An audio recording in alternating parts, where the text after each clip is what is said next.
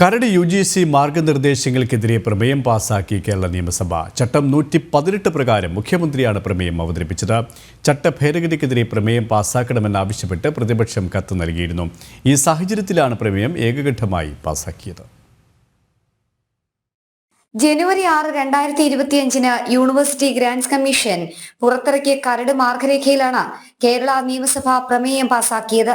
സംസ്ഥാന സർക്കാരുകളുടെയും അക്കാദമിക് വിദഗ്ധരുടെയും ആശങ്കകൾ വലിയ തോതിൽ ഉയർന്നു വന്നിരിക്കുന്ന സാഹചര്യത്തിലാണ് പ്രമേയം സഭയിൽ അവതരിപ്പിക്കുന്നതെന്നാണ് മുഖ്യമന്ത്രി പറയുന്നത്.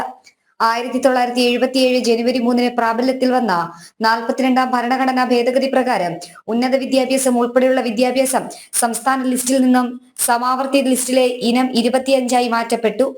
വിവിധ സംസ്ഥാനങ്ങളിലെ സർവകലാശാലകൾ പ്രവർത്തിക്കുന്നത് അതാത് സംസ്ഥാന നിയമസഭകൾ പാസാക്കിയ നിയമങ്ങൾക്കനുസൃതമായിട്ടാണെന്നും മുഖ്യമന്ത്രി പ്രമേയത്തിൽ പറയുന്നു. ഭരണഘടനയുടെ 7ാം ഷെഡ്യൂളിലെ സംസ്ഥാന ലിസ്റ്റിലെ ഇനം 32 പ്രകാരം സർവകലാശാലകളുടെ സ്ഥാപനം, മേൽനോട്ടം എന്നിവ സംബന്ധിച്ചുള്ള അധികാരം സംസ്ഥാനങ്ങൾക്കാണെന്നും യൂണിയൻ ലിസ്റ്റിലെ ഇനം 66 പ്രകാരം ഉന്നത വിദ്യാഭ്യാസ ഗവേഷണ സ്ഥാപനങ്ങളുടെ ഏകോപനത്തിനും നിലവാരം നിശ്ചയിക്കുന്നതിലും മാത്രമാണ് കേന്ദ്ര സർക്കാരിന് അധികാരമുള്ളതെന്നുമാണ് സർക്കാർ പ്രമേയത്തിൽ പറയുന്നത്.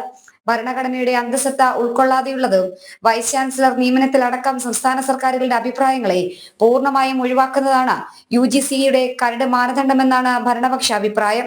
ഇതിനെ പിന്താങ്ങിയാണ് സഭ സമ്മേളിച്ച 2ാം ദിനം പ്രമേയം ഐക്യകണ്ഠേന പാസാക്കിയത്.